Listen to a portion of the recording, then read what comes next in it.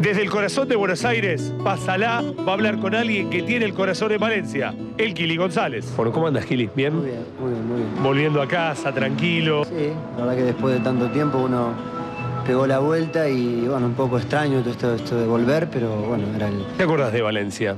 Yo lo que tengo bien presente es que el mejor nivel futbolístico que tuve lo tuve ahí.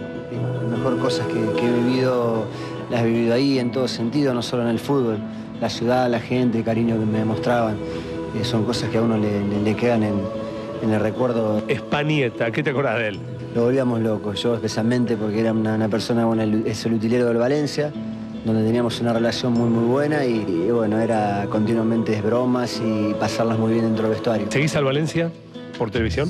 Sí, estoy al tanto de todo, son equipos muy importantes a nivel mundial y aquí en Argentina siempre son mirados de una forma especial. ¿Te acordás alguna canción de que cantaba la hinchada, cantan, algo que te acuerdes? No, a mí era el Kili, estaba presente cada vez que jugaba en Valencia.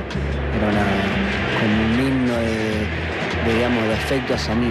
Era escalofriante porque yo he conectado de una manera muy buena con la gente del Valencia y puedo a repetir, todo jugador sueña con conectar de esa manera y yo fui feliz en esa ciudad, fui feliz de verdad. Valencia, que tengo un recuerdo muy especial, darles las gracias a todos los que me han brindado su cariño y bueno, voy seguido a Valencia, tengo la oportunidad de que tengo que ir para allí y ver a toda la gente que tengo ahí, que la verdad que tengo un cariño muy grande.